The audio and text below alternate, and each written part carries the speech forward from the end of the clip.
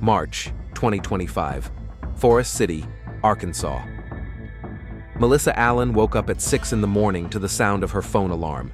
She reached for the bedside table, turned off the alarm, and lay motionless for a few seconds, staring at the ceiling of her rented apartment. The crack above the bed resembled a river on a map, winding, branching, growing wider with each passing month. The landlord had promised to fix it last summer, but never did. In the next room, her 5-year-old son Ethan coughed. It was a dry, wheezing cough that made Melissa's heart ache. Asthma. He had been diagnosed 2 years ago, and since then, life had become an endless struggle with attacks, inhalers, and medical bills. Melissa got up, threw on her robe, and went to the nursery. Ethan was sitting on the bed, hugging his knees, breathing heavily and intermittently. "Mom," he wheezed, "I feel bad." She sat down next to him, hugged him, and took the inhaler out of the nightstand. She held it in front of her son's face and counted his breaths. 1, 2, 3. Gradually, his breathing evened out. Ethan leaned against her shoulder, exhausted. "It's okay, baby," Melissa whispered, even though she knew it wasn't true. On the kitchen table lay the envelope she had received yesterday, a notice from the clinic. The bill was $12,000. Asthma treatment, hospitalization last fall when Ethan had a severe attack, tests, specialist consultations. Insurance covered only part of the costs. The rest was a dead weight on Melissa. She worked as an assistant manager at a Walmart supermarket on the outskirts of Forest City. 32 hours a week, $11 an hour. Sometimes she took extra shifts, but that meant leaving Ethan with her neighbor, Mrs. Jenkins, who charged $50 a night. The math was brutal. The more Melissa worked, the more she spent on childcare. It was a vicious cycle.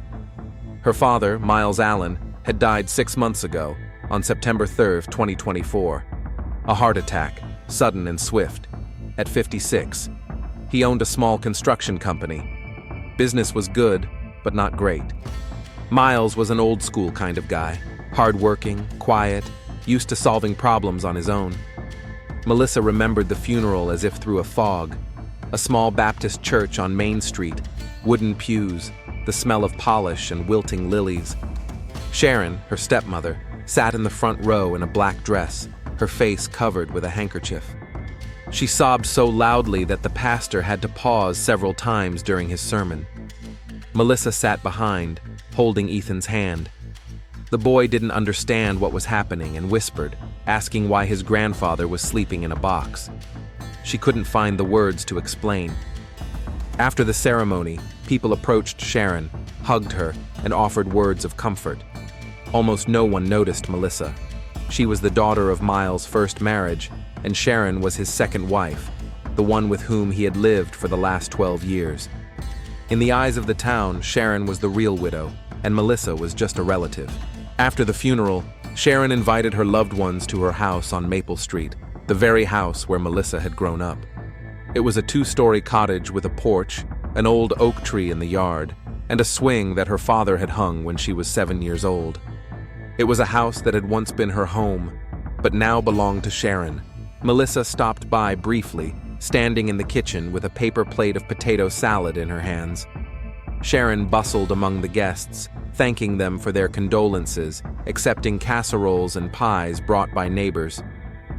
"Sweetheart," she said to Melissa in a quiet voice, coming closer, "I know how hard this is for you. Miles loved you. He always wanted you to be happy." The words sounded right, but there was no warmth in them. Melissa nodded, put the plate on the table, and left without saying goodbye. 6 months had passed since then. Sharon continued to live in her father's house. She owned a small antique shop on Main Street called Sharon's Vintage Treasures. She sold old furniture, porcelain figurines, and vintage jewelry. The business was not particularly profitable, but it was stable. Moreover, after Miles's death, all his property went to his widow. The house, the construction company, which she sold 2 months after the funeral, and his savings. Melissa received nothing. She didn't expect much. but she thought her father would at least leave something for his grandson. A small amount for Ethan's education. Anything. But the lawyer who read the will was succinct. All property goes to the spouse. The will was drawn up 8 years ago, shortly after his marriage to Sharon. Melissa did not contest it. She did not have the money for a lawyer, nor the energy. She simply accepted it as another blow of fate. Now, in mid-March, she stood in front of the bathroom mirror, getting ready for work. Dark circles under her eyes that concealer couldn't hide. Her hair pulled back in a ponytail. A blue Walmart uniform shirt, worn jeans, sneakers. 27 years old, but the woman reflected in the mirror looked older. She drove Ethan to kindergarten. The boy was still coughing, but not as badly. The teacher, Mrs. Carter, met them at the door and gave Ethan a careful look. "If it gets worse, I'll call you," she said. Melissa nodded, kissed her son on the top of his head, and drove to work. Her shift started at 8 in the morning. She checked the cash registers, assigned staff to their departments, and dealt with customer complaints. At 11 o'clock, she had to calm down an elderly woman who claimed that the cashier had overcharged her by 75 cents. Melissa reprinted the receipt, apologized, and refunded the money. The woman left, dissatisfied. During her lunch break, Melissa sat in the break room with a sandwich from the vending machine. She scrolled through her phone, reading the news. Gas prices had gone up. A school in the neighboring district had closed due to a shortage of teachers. Another political scandal in Washington. A notification popped up on the screen. A message from Sharon. "Hi, Melissa. I hope you're doing well. Would you like to come over this week? I'd like to see Ethan.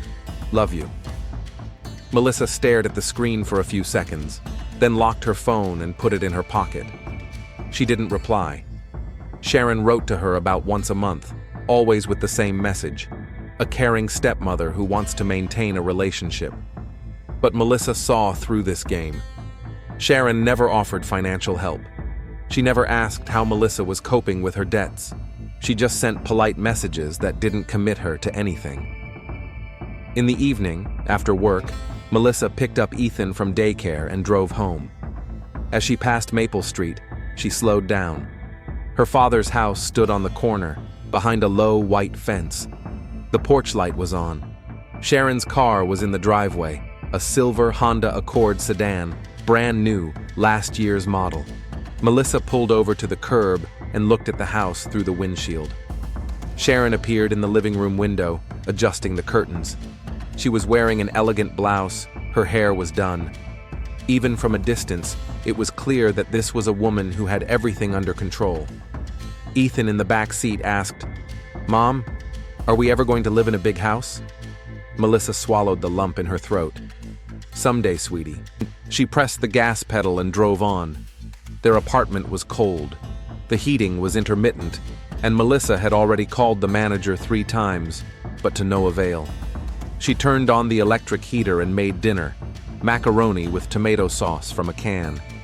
Ethan ate without appetite, then asked to watch cartoons. While he sat in front of the TV, Melissa opened her laptop and went to the clinic's website. The payment section, $12,000. The red number on the screen seemed like a mockery. The minimum payment was $300 a month. She had been paying this money for a year, but the amount had hardly decreased because of the interest. Melissa closed her laptop and leaned back in her chair. Twilight was gathering outside the window. Somewhere on the other side of town, Sharon was sitting in her warm living room on Maple Street, perhaps drinking wine and watching television. No debts, no worries. Melissa did not envy other people's wealth, but she did not understand why her father had left everything to Sharon, leaving nothing for his only daughter and grandson. Maybe he didn't think he would die so soon. Maybe he was going to change his will, but didn't have time. Or maybe Sharon was right. Maybe Miles really didn't consider Melissa an important enough part of his life. That thought was the most painful. She got up and went to the window. The streetlights came on. A lone figure walked down the sidewalk, holding a dog on a leash. Everything looked ordinary, peaceful. But inside Melissa, something smoldered. A quiet, stubborn resentment that she could neither express nor forget. She returned to the living room, sat down next to Ethan, and hugged him.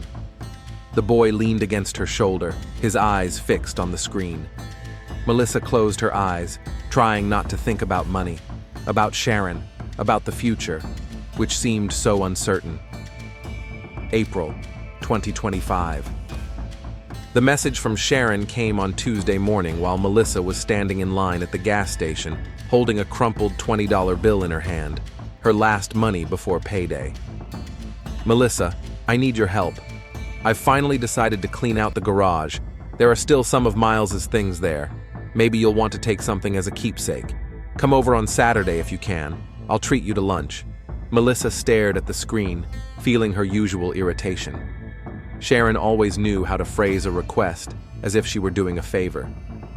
I'll treat you to lunch, as if Melissa needed charity, but her father's things. That was different. She replied briefly, okay, in 2 days. Saturday was warm and sunny. Melissa left Ethan with Mrs. Jenkins. The boy was having a good day, without any seizures, and the neighbor agreed to watch him for free, as a favor. At 1:30, Melissa pulled up to the house on Maple Street. Sharon was waiting on the porch, dressed in light jeans and a linen shirt. Her hair was pulled back in a casual bun, her makeup light and natural. She was 45, but looked younger. Melissa, thank you for coming, she said, coming down the porch. I didn't know how to tackle this garage. So much stuff has accumulated there. They walked along the house to the detached garage. Inside, it smelled of dust, machine oil, and wood. Along the walls were shelves with tools, boxes, and old furniture. Her father's pickup truck had long since been sold, and now the space was filled with a chaos of things. I want to free up some space, Sharon explained, looking around the garage. I'm thinking of renting it out. The extra income wouldn't hurt. Melissa said nothing. Extra income. For a woman who owned a house, a business, and everything that was left of Miles Allen. They began sorting through the boxes. Old magazines, tools, Christmas decorations that no one had touched in years. Sharon chatted about the weather, new deliveries to the antique shop, plans to repaint the porch. Melissa worked silently, sorting through her father's belongings. His work gloves, worn and stiff with age. A box of old project drawings. A photograph of him standing next to an unfinished house, smiling, squinting in the sun. Melissa was about 10 years old at the time, and she remembered that house. He had built it for a young couple on the outskirts of town. Take whatever you want, Sharon said, noticing Melissa looking at the photo. I don't mind. It's a memory of him. Around 4 o'clock in the afternoon, they reached the far corner of the garage. There was an old metal cabinet covered in rust. Melissa remembered it from her childhood. Her father kept his business documents there. Let's see what's inside, Sharon suggested, opening the door. Inside were folders with papers, old contracts, invoices, and tax returns from previous years. Sharon pulled them out in batches and threw them into a trash bag. None of this is needed anymore, she said. I sold the company, and all the cases are closed. Melissa looked at the top shelf of the cabinet. There, in the far corner, was a flat cardboard envelope sealed with tape. Written on it in black marker was, "To Melissa, hand delivered." Her heart began to beat faster. What's this? She reached out and took the envelope. Sharon turned abruptly. Something flashed across her face for a moment. Surprise? Fear? But it was immediately replaced by a calm smile. I don't know. Probably some old papers. Melissa stared at her name, written in her father's familiar handwriting. Her fingers trembled as she tore off the tape and opened the envelope. Inside were several sheets of paper. The first was titled, "The Last Will and Testament of Miles James Allen." Date, June 27, 2024, 2 months before his death. Melissa began to read. The letters blurred before her eyes, but she forced herself to concentrate. I, Miles James Allen, being of sound mind and clear memory, Hereby revoke all previous wills and make the following disposition of my property. Next came a list. The house and business, Sharon. But the next item made Melissa pause. To my daughter, Melissa Rose Allen, I bequeath a plot of land measuring 40 acres, located in St. Francis County, Arkansas, cadastral number. Next came the coordinates and legal description. A plot of land, 40 acres. Melissa turned the page. There was a document attached, a copy of the lease agreement between Miles Allen and Ozark Natural Gas. The date of the agreement was 2019. The subject of the agreement, the rights to explore and extract natural gas on the specified plot. At the end of the will, her father had written by hand, Melissa, I know I wasn't the perfect father. I'm sorry for the years when I was too busy with work. This land is from your grandfather, my father. It should remain in our family. Secure a future for Ethan. I love you. Dad. Melissa stood motionless, clutching the papers in her hands. The words didn't make sense. What's there? Sharon's voice was tense. The will, Melissa croaked. Another will. He left me the land. Pause. Let me see. Melissa handed her the documents. Sharon quickly scanned the text. Her face remained impassive, but her fingers trembled slightly. It's invalid, she said finally. The will the lawyer read was a later one. The date here is June 27, 2024. Father died on September 3rd. That was 2 months before his death. Sharon was silent. Did you know about this? Melissa asked quietly. No, of course not. But there was no conviction in her voice. Melissa took the papers and carefully folded them into an envelope. I have to go. She walked out of the garage without looking back. Sharon called after her, but Melissa didn't stop. She got in the car, started the engine, and drove out of the yard. Her hands were shaking so badly that she had to stop 2 streets away. She parked on the side of the road, rested her forehead on the steering wheel, and tried to breathe evenly. Her father had left her the land, 40 acres with gas rights. That could mean money, real money, maybe enough to get out of debt and secure Ethan's future. And Sharon knew it. On Monday morning, Melissa took the day off work and drove to Jason Wright's law office. He had been her father's partner many years ago, helping with contracts for construction projects. A small office on the 2nd floor of a building on Main Street, with a modest sign on the door. Jason greeted her with surprise. They hadn't seen each other since the funeral. He was 32 years old, short, thin, with a neat beard. He was one of those lawyers who worked with the local population, wills, real estate deals, minor disputes. Melissa, what brings you to me? She placed the envelope on the table. I found this in my father's garage. I need your help. Jason read carefully, making notes in his notebook. When he finished, he leaned back in his chair and took off his glasses. This is serious, he said. This will is later than the one that was presented to the probate court. When was the one read at the funeral dated? 2017, if I remember correctly. We need to check. So this, Melissa nodded at the papers, cancels the previous one? In theory, yes, but we need to establish its authenticity, handwriting, signature, witnesses, and understand why it wasn't presented on time. Melissa tensed. Could Sharon have known about it? Jason paused. Let me investigate. I'll need a few days. She left him copies of the documents. The next 3 days dragged on agonizingly. Melissa worked on autopilot, struggling to concentrate on her duties. She didn't sleep at night, running through possible scenarios in her head. On Thursday evening, Jason called. Come in tomorrow morning. We need to talk. At 10 o'clock on Friday morning, she was sitting in his office. A thick folder with printouts lay on the table. I checked everything I could, Jason began.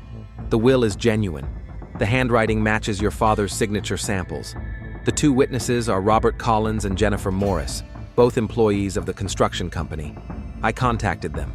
They confirmed that they were present at the signing on June 27, 2024. Melissa exhaled. And the land? Jason opened the folder and took out a printout. The land did indeed belong to Miles, 40 acres in St. Francis County, inherited from his father. In 2019, he leased the gas rights to Ozark Natural Gas. It's a 20-year contract. What does that mean? It means the company pays an annual lease fee plus a percentage of the gas produced. I contacted the company. There is an active well on this site, and they have been extracting gas since 2020. How much? Jason looked her in the eyes. According to the contract, the heir receives 8% of the profits. Over the past year, the payments amounted to approximately $60,000. But that's not the main thing. The main thing is the market value of the site, taking into account the extraction rights. According to the experts I consulted, it is worth about $800,000. Melissa couldn't breathe. $800,000. Melissa, Jason leaned forward. This will should have been submitted to the probate court. If it was deliberately concealed, it's fraud. Sharon, Melissa whispered. I checked. She was the executor of the will. She was responsible for collecting all the documents and handing them over to the lawyer who was handling the case. So she knew. Almost certainly. Silence. What should I do? We can file a lawsuit to contest the inheritance, demand that the will be declared valid, and demand an investigation into Sharon's actions as executor. Will that take a long time? Months. Maybe more than a year if it goes to court. What about the money? The payments from the company? Where did it go? Jason looked at her grimly. To Sharon's account. She's been receiving it for the last 6 months as the beneficiary of the entire estate under the old will. Melissa stood up and walked to the window. Down on the street, people were going about their business. A normal day in a normal town. And her life had just been turned upside down. Her father had left her almost $1 million, and her stepmother had stolen it. While Melissa worked for $11 an hour, went into debt for her son's medical treatment, and ate cheap pasta for dinner, Sharon was receiving money that belonged to her. Sharon lived in comfort, bought a new car, renovated her house, ran her business, with stolen money. I want to file a lawsuit, Melissa said without turning around. Okay, I'll prepare the paperwork. She turned around. Jason, why did she do that? She already had enough. A house, a business, savings. He shrugged. Greed, fear of losing control. Maybe she thought she deserved it more than you. People justify themselves in different ways. Melissa left the office in a daze. She got into her car but didn't start the engine. She just sat there, clutching the steering wheel. Betrayal. It was betrayal in its purest form. Sharon didn't just hide the will. She watched for 6 months as Melissa struggled with debt, denying herself everything for her son's sake. Sharon wrote her kind messages, invited her to lunch, played the role of the caring stepmother. Melissa started the car and drove home. On the way, she stopped at the kindergarten and picked up Ethan. The boy chattered about how they had been drawing that day, how his friend Liam had fallen on the playground. Melissa listened half-heartedly, nodding and smiling. Late April, 2025. Jason called on Monday morning. I've prepared all the documents, he said. Are you ready to meet with Sharon? It's better to do it before filing a lawsuit. Give her a chance to settle everything peacefully. Melissa stood in the supermarket parking lot, holding the phone to her ear. Her shift was starting in 10 minutes. When? Tonight, if she agrees. I'll call her and set up a meeting. Okay. She hung up, but didn't go inside. She stood looking at the gray Walmart building, the sign, the parking lot with the customers' cars.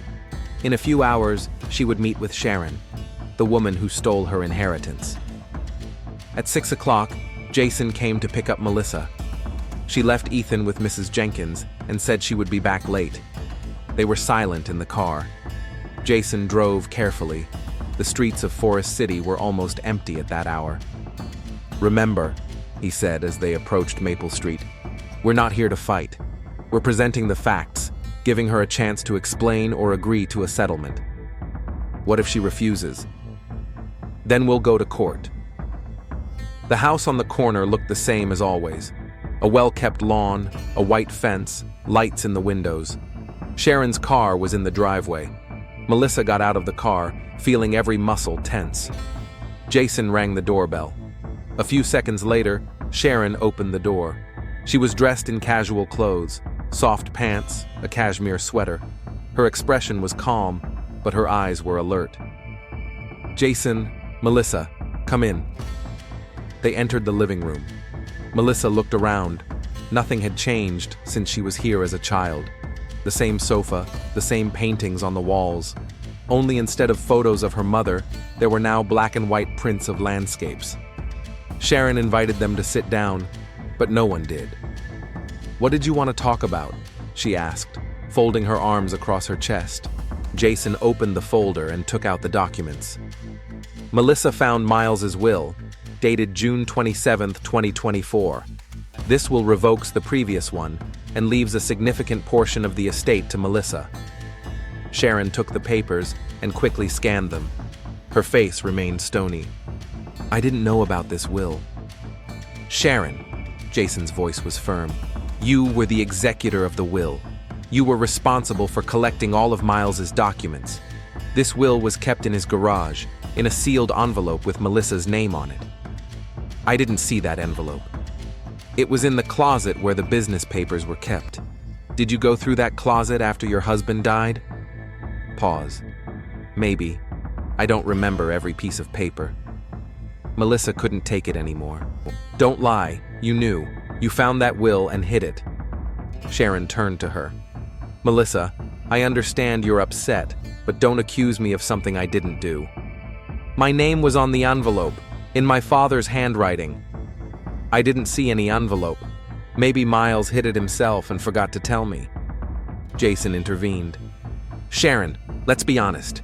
If this will is validated, and it will be, Melissa will receive the land with the gas rights. That means all the payments you've received over the last 6 months were received illegally. We can file a lawsuit to recover those funds and seek damages, or we can settle this amicably." Sharon put the documents on the table and sat up straight. "What do you want?" "Recognize the will. Transfer the rights to the land to Melissa. Return the money you received from the gas company. We won't file a fraud claim." "Fraud?" "Concealing a will is a crime." Sharon laughed, short, sharp. "Are you threatening me?" "We're offering a reasonable solution," Jason said calmly. "Reasonable?" Sharon turned to Melissa, anger flashing in her eyes. "You want to take what rightfully belongs to me?" "Rightfully?" Melissa's voice trembled. "My father left me this land. You stole it." "I didn't steal anything. I was Miles's wife for 12 years. 12 years!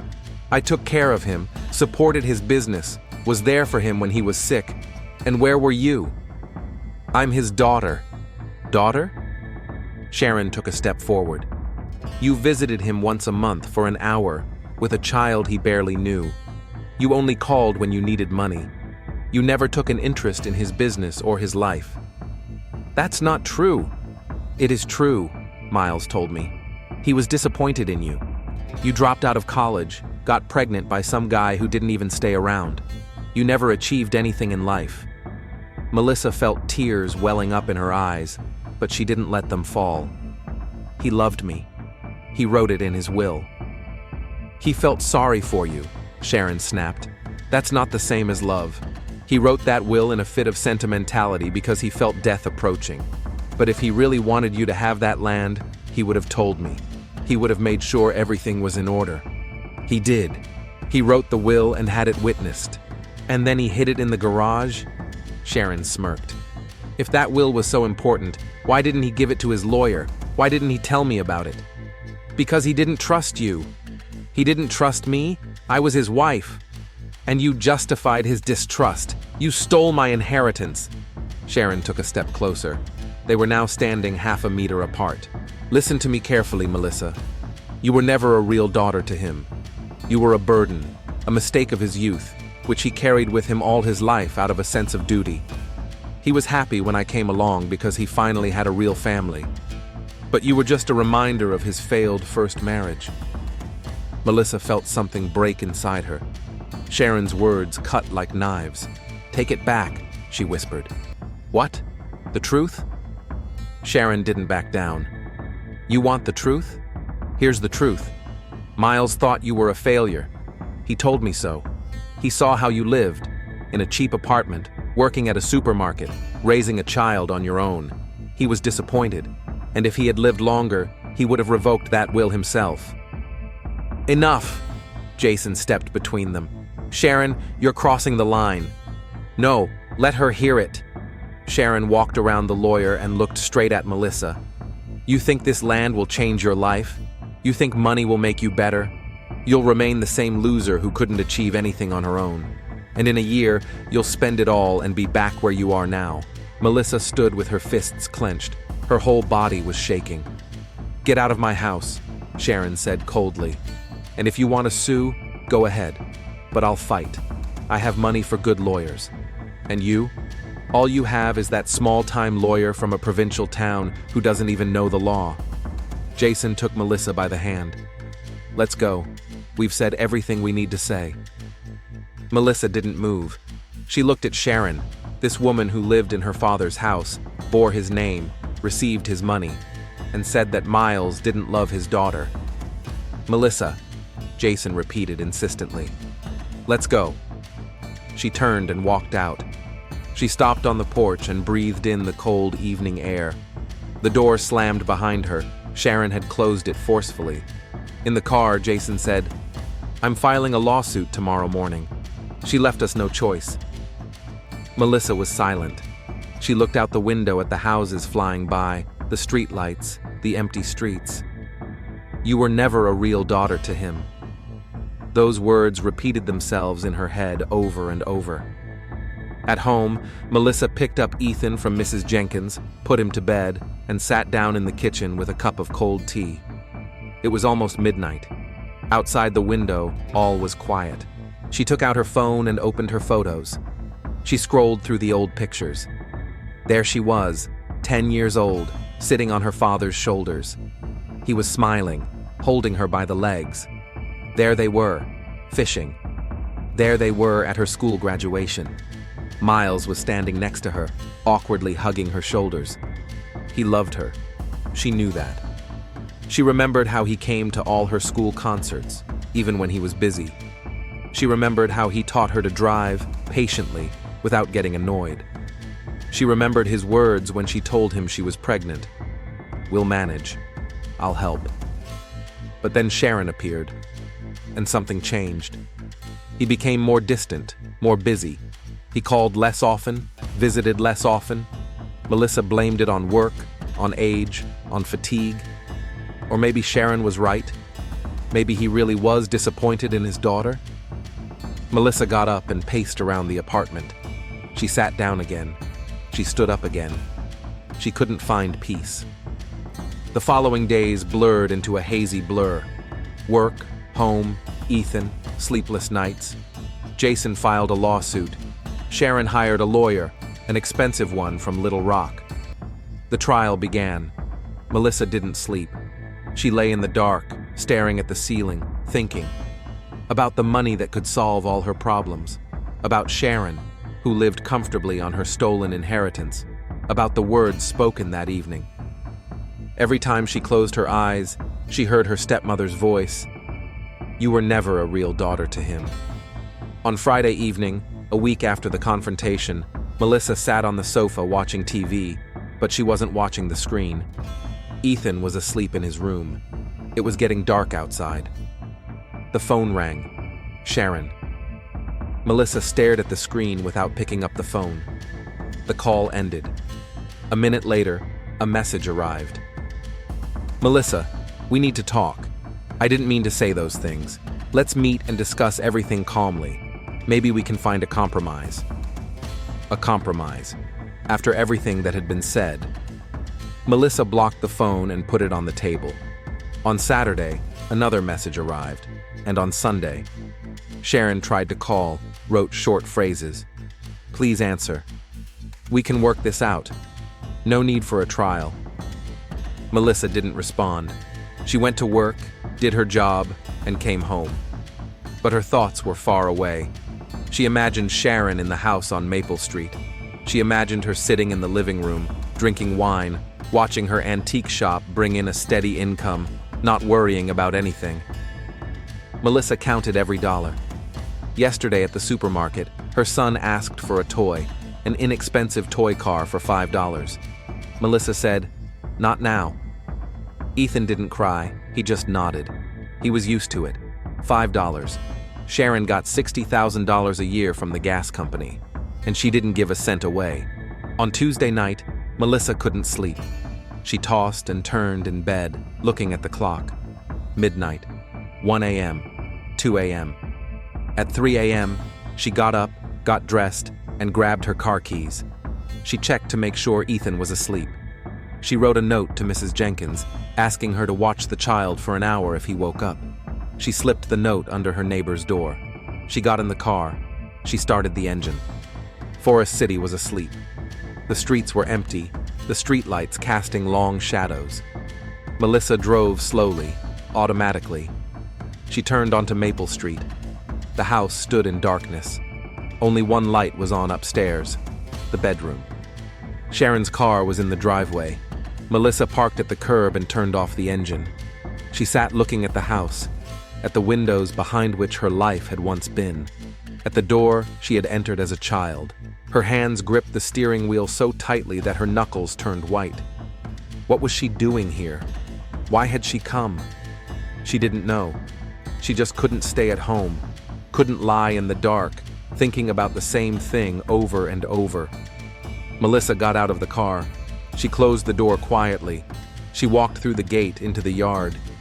May 2nd, 2025, Tuesday. It was 9 o'clock in the evening when Sharon Allen's neighbor, Barbara Connor, was walking her dog on Maple Street. She noticed a familiar car parked outside Sharon's house, an old beige Toyota Camry. Barbara knew the car. She had seen it before when Sharon's stepdaughter came to visit. The woman didn't think much of it. Maybe they had made up. Maybe it was family business. Later, when giving her statement to the police, Barbara would recall that the light was on in the living room of the house. The curtains were drawn, but silhouettes were moving inside. She walked past without stopping. What happened in the house on Maple Street that evening was later reconstructed from evidence, traces at the crime scene, and expert analysis. Two women were in the living room. A conversation broke out between them, which quickly escalated into an argument. Traces on the carpet indicated that a struggle had taken place. The coffee table had been moved, and a lamp had fallen and broken. Shards of a vase lay on the floor. At some point, one of the women went into the kitchen. She took a knife from a wooden holder on the countertop, a large kitchen knife with a 20-centimeter blade, part of a set that had been there for years. She returned to the living room. Sharon Allen was killed by multiple stab wounds, 7 blows, most of them to the chest and abdomen. The forensic expert would later determine that the blows were inflicted with force, chaotically, in a state of affect. 3 wounds were fatal. The cause of death was massive blood loss and damage to internal organs. There were blood splatters on the walls. A large pool of blood had formed on the carpet. The body was lying near the sofa, her arms stretched out toward the overturned coffee table, as if the victim had tried to grab something in her final moments. The knife was left on the floor next to the body. According to the autopsy, the time of death was between 9 p.m. and 11 p.m. Barbara Connor walked her dog until 9:30 p.m. On her way home, she noticed that the beige Toyota was gone. The lights in Sharon's house were out. May 3rd, Wednesday, 7 o'clock in the morning. Carol Mitchell, an employee at Sharon's Vintage Treasures antique store, arrived at work. The store opened at 9, but Carol always came in early to sort the mail, make coffee, and dust the display cases. Sharon usually arrived around 10. Carol rang the doorbell at the house on Maple Street.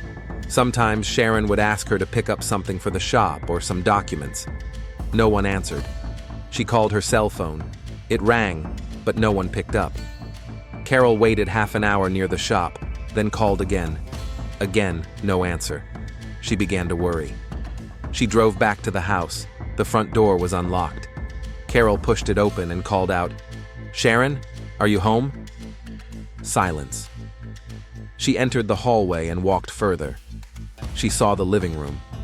Carol's scream was heard by neighbors across the street. Detective Marcus Wells from the County Police Homicide Division arrived at the scene at 8:30 a.m. 42 years old, medium height, graying hair, the tired face of a man who had seen too much. 18 years on the force, the last 10 in homicide. He had worked on cases in several Arkansas counties and knew that a violent death in a small town always meant one thing: the killer was close, among friends or relatives. Forest City was not a place where random murders happened. Wells put on gloves and shoe covers and entered the house. The technicians were already at work, photographing the crime scene and collecting evidence. The medical examiner was bent over the body. The living room looked like a battlefield.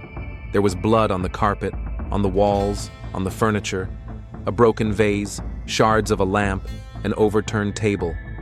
And in the center of it all was the body of a middle-aged woman in her home clothes, her face frozen in an expression of horror.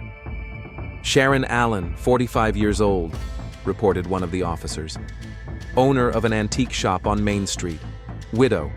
Her body was discovered by her employee around 8 in the morning." "Time of death?" The medical examiner, without looking up.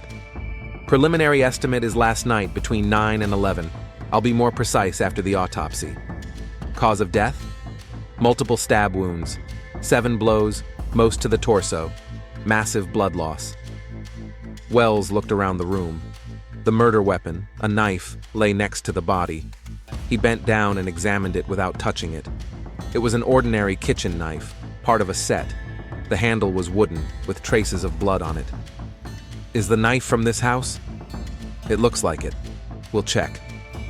There were no signs of forced entry. The front door was undamaged, the windows intact. The killer either entered through an unlocked door or was let in. Wells went into the kitchen.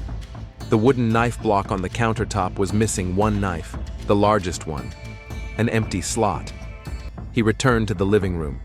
He looked at the destruction, at the chaos. This was not a cold-blooded murder. It was rage, a loss of control. 7 knife wounds. That's personal. "Question the neighbors," he told the officers. "Who saw what last night? Cars, people, any movement near the house?" An hour later, the first results came in. Barbara Connor, a neighbor across the street, reported seeing a beige Toyota Camry around 9 o'clock that evening. "Whose car is it?" Wells asked. "I think it's Sharon's stepdaughter's, Melissa's. I've seen it a few times before when she came to visit." "Melissa Allen?" "Yes, Sharon's daughter from her first marriage." Wells wrote down the name. 2 hours later, technicians found fingerprints all over the house, on door handles, kitchen cabinets, stair railings. Some of the prints belonged to the victim, but there were others, several clear prints that were sent for testing. By lunchtime, the detective was talking to Carol Mitchell, an employee at the store. The woman was in shock, her eyes red from crying. "Sharon was a good person," she said incoherently. "Kind, generous. I can't believe that someone... Did she have any enemies? Any conflicts?" Carol hesitated. "She had problems with her stepdaughter recently, Melissa." "What kind of problems?" "A legal dispute, over inheritance. Sharon said Melissa found some old will of her husband's and wants to sue for the land. Sharon hired a lawyer, was going to fight it." "When did this start?" "In April, a few weeks ago." Wells contacted Sharon's lawyer, a man from Little Rock, who confirmed the information. A civil suit to validate the will. Melissa Allen v. Sharon Allen. The case was in its early stages. How serious was the conflict? Quite serious.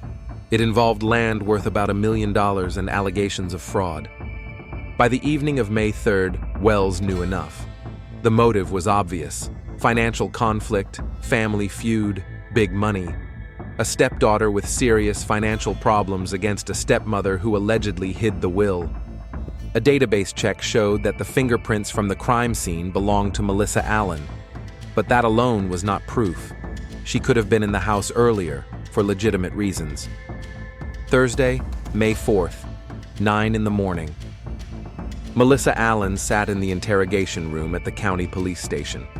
It was a small room with gray walls, a metal table, and 2 chairs. Detective Wells sat across from her. Melissa looked exhausted. Dark circles under her eyes, pale face, hands clasped on the table. When she was told about Sharon's death, she didn't cry. She just nodded, as if she had been expecting bad news. "Miss Allen, when was the last time you saw Sharon?" 2 weeks ago, maybe 3. "Any more specific than that?" "I don't remember exactly. We didn't talk often." "I heard about the legal dispute between you." Melissa tensed. "Yes, I found my father's will, where he left me the land." Sharon hid it. "Did that create tension in your relationship?" "You could say that." "Where were you on the evening of May 2nd, between 9 and 11 p.m. yesterday?" "At home, with my son." "Can anyone confirm that?" "My son, but he's 5 years old. He was asleep." "Your neighbors?" "I don't know. Maybe." Wells leaned forward. "Miss Allen, a witness saw your car near Sharon's house yesterday evening, around 9 o'clock. Melissa turned even paler. "That's a mistake. A beige Toyota Camry, with the same license plate number as yours." The witness recognized the car. Pause. Melissa stared at the table. "Miss Allen?" "I wasn't there," she said quietly. "Your fingerprints are all over Sharon's house. I helped her clean out her garage a few weeks ago. Of course my fingerprints are there." "In the garage and in the house?" "I went into the house. I drank water in the kitchen and used the bathroom." Wells was silent, studying her face. Melissa was nervous. It was obvious. Her fingers trembled, her eyes darted around the room, her voice broke. "I need a lawyer," she said finally. "You're not under arrest, Miss Allen. This is just a conversation." "Then I want to leave." Wells nodded. "Of course, but I'll ask you not to leave town. We'll be in touch again." Melissa stood up and headed for the door. She turned at the threshold. "I didn't kill Sharon." "I hope that's true," the detective replied calmly. When she left, Wells returned to his desk. He spread out the crime scene photos, expert reports, and witness statements in front of him. The picture was coming together, but not completely. Melissa had a motive, a strong financial motive plus personal animosity. A witness saw her car at the scene of the crime at the right time, fingerprints in the house. But there wasn't enough direct evidence. He needed more. He needed an irrefutable link between Melissa Allen and the murder of Sharon Allen. Wells picked up the phone and called the crime lab. "Check the suspect's car," he said. "A beige Toyota Camry. Look for traces of blood, fibers from the victim's clothing, any clues." The investigation was just beginning. May 2025. The forensic examination of Melissa Allen's car took 2 days. Technicians dismantled the interior piece by piece. They checked the seats, carpets, trunk, and gaps between the cushions. They used luminol to detect traces of blood, collected fiber samples, and took swabs from all surfaces. The results came in on May 7th. Microscopic traces of blood were found in the trunk of the car. Someone had tried to wash them away, but modern forensic methods can detect even carefully removed biological materials. DNA analysis showed that the blood belonged to Sharon Allen. Fabric fibers matching the victim's clothing, a cashmere sweater that Sharon was wearing at the time of her death, were found on the driver's seat and steering wheel. Microfibers clung to everything that touched the body and were transferred to other surfaces. Detective Wells requested CCTV footage along the route from Melissa's house to Maple Street. There were few cameras in Forest City, a few at gas stations, one near a bank, and a couple more at intersections of main streets. Footage from the Shell gas station on Broadway showed a beige Toyota Camry driving by at 9:43 p.m. on May 2nd, heading toward Maple Street. The same car returned at 11:17 p.m. The license plate number on the recording was blurred, but the make and color matched. The time fit within the time frame established by the medical examiner. On May 9th, Wells called Melissa in for another interview. This time, she was accompanied by her lawyer, Jason Wright. The young lawyer looked worried. Civil lawsuits were his specialty, not criminal cases. In the interrogation room, the detective laid out photographs in front of Melissa. Bloodstains in the trunk of her car under magnification. Fabric fibers in microscopic images. Still frames from surveillance cameras. Melissa looked at the images silently. Her face was frozen, her hands clenched into fists. Wells spoke calmly, methodically. He explained what each piece of evidence meant. The victim's blood in the suspect's car, fibers from the victim's clothing in the driver's seat, the car on the recording, moving to and from the crime scene at exactly the time of the murder. Jason tried to object. This evidence is circumstantial. The blood could have gotten into the car in other ways. The cameras don't show the license plate clearly. Mr. Wright, Wells looked at him. Your client has no alibi. She can't explain where she was on the night of the murder. She had a motive, $1 million financial dispute. She had the opportunity. She knew the house. She knew the victim. And now we have physical evidence linking her to the crime. Melissa covered her face with her hands. Wells waited. The silence in the room lingered. Then Melissa slowly lowered her hands. I want to tell the truth. Jason grabbed her wrist. Melissa, don't. Wait, we need to discuss this. No, she pulled her hand away. Enough. I'm tired of lying. The detective turned on the tape recorder and read her rights. Melissa nodded, confirming that she understood, and she began to speak. Her version was simple, without embellishment. She arrived at Sharon's house around 9 o'clock on the evening of May 2nd. She hadn't planned anything. She just couldn't sit at home anymore, thinking about the same thing. She wanted to talk, to try to understand why Sharon had stolen her inheritance, why she had said those terrible things about her father. Sharon let her in, surprised by the late visit. They went into the living room. Melissa tried to calmly explain how hard her life was, how she needed money for her son's treatment. She asked for at least a portion, $50,000, $20,000, anything. Sharon refused. She said the will was fake and that she wouldn't give her a cent. She said Melissa was to blame for her own poverty, that she should have studied, worked harder, and not had a child with a random man. The argument escalated. Voices were raised. Sharon repeated the words she had said at their last meeting. Miles was disappointed in his daughter. He pitied her, but he didn't love her. He had never truly loved her. Something broke inside Melissa. She didn't remember the details, how she ended up in the kitchen, how she picked up the knife. She only remembered returning to the living room, Sharon backing away, saying something, raising her hands. Then, a blank. Darkness. The next memory. She was standing over the body, knife in hand, blood everywhere. Panic. She dropped the knife, ran out of the house, got into her car. Her hands were shaking so badly that she had trouble starting the engine. On the way home, she stopped on an empty road and wiped the blood from her hands with wet wipes from the glove compartment. She noticed stains on her clothes and on the seat. When she got home, she changed her clothes, stuffed them into a garbage bag, and threw them into a dumpster on the street. She tried to clean the trunk, where she had accidentally spilled blood while carrying the bag. A rag, water, soap, everything seemed clean. The next day, she heard the news about the murder. She didn't know what to do. She hoped there was no evidence, that they wouldn't find her. When Melissa finished, the room was silent.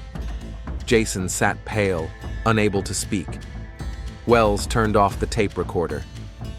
Thank you for your candor, Miss Allen. He left and returned a minute later with 2 officers. Melissa Allen, you are under arrest on suspicion of the murder of Sharon Allen. You have the right to remain silent. Melissa was led away in handcuffs. Jason remained seated at the table, staring into space. The trial took place in August 2025. The proceedings lasted 2 weeks. The prosecutor presented all the evidence, the confession, physical evidence, motive, lack of alibi. The defense tried to prove state of passion, temporary insanity, emotional stress. The jury went into deliberation on the evening of August 27th. They returned 4 hours later. Verdict: guilty of second-degree murder. The judge handed down the sentence on September 3rd, exactly 1 year after Miles Allen's death. 30 years in prison with no parole for the first 15 years. Melissa listened to the sentence standing up. She didn't cry. She just nodded when the judge finished. She was led away. Epilogue. Ethan, Melissa's 5-year-old son, was placed in the foster care system. No relatives were willing to take the child. He was placed with a foster family in a neighboring county, a young couple without children, teachers at a local school. Melissa was allowed one final visit. She met her son in the visiting room at the St. Francis County Jail. It is impossible to explain to a 5-year-old child why his mother is going away for 30 years. She just hugged him, told him she loved him, and that someday they would be together again. Ethan didn't understand. He asked when they would go home. Melissa couldn't answer. The 40-acre plot of land that started the tragedy was seized as material evidence of the motive for the crime. The legal disputes over the will ceased. The inheritance remained frozen indefinitely. The house on Maple Street was sold at auction. The money went to pay off legal costs. Sharon's Vintage Treasures antique shop closed a month after the murder. Detective Marcus Wells closed the case on September 20th, 2025. The report stated, the murder had been solved, the guilty party convicted, justice had prevailed. But as he signed the final documents and looked at the photos in the case file, Melissa with her son in her arms, Sharon smiling outside her shop, Miles Allen in an old photo from the construction site, he thought about how justice can take many forms. 2 women are dead, one physically, the other to the world. A child was orphaned, a family was destroyed, and all because of money, pride, and resentment.